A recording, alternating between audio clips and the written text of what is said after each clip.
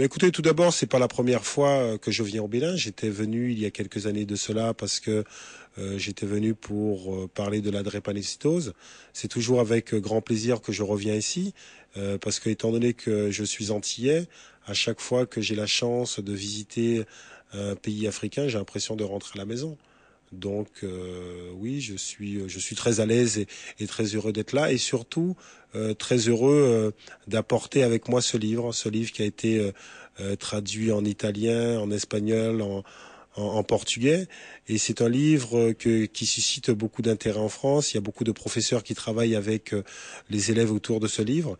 Et je suis très très heureux d'être ici, comme je l'étais en Guinée, parce que je crois que le peu de temps que je passe ici, je vois qu'effectivement ce livre est très très bien accueilli.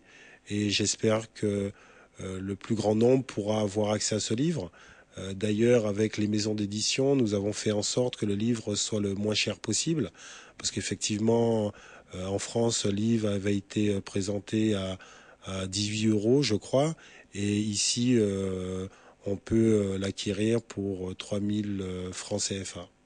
J'ai eu la chance, il y a quelques jours, d'être en Guinée, et c'est avec grand plaisir que j'ai essayé d'expliquer à Monsieur le Président ce qu'il y avait dans ce livre et pourquoi ce livre. Effectivement, c'est un livre qui participe à une meilleure connaissance de l'histoire concernant surtout les populations noires. C'est vrai qu'effectivement, très souvent, dans l'imaginaire mondial, l'histoire des populations noires commencerait par l'esclavage, serait enfermée après dans la colonisation. Et je crois que c'est très intéressant de dire aux enfants, non, il n'y a pas que ça comme histoire.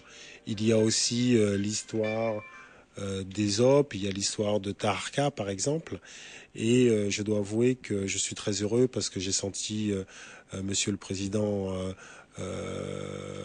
très très enthousiasmé par ce livre, et d'ailleurs je crois qu'il va vouloir aider dans le fait que le livre soit lu par le plus de personnes possible.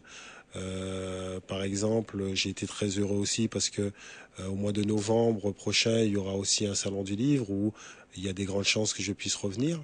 Donc, je tenais à le remercier encore une fois de m'avoir accueilli et au ministre aussi d'avoir pu m'écouter et essayer de comprendre l'importance de ce livre.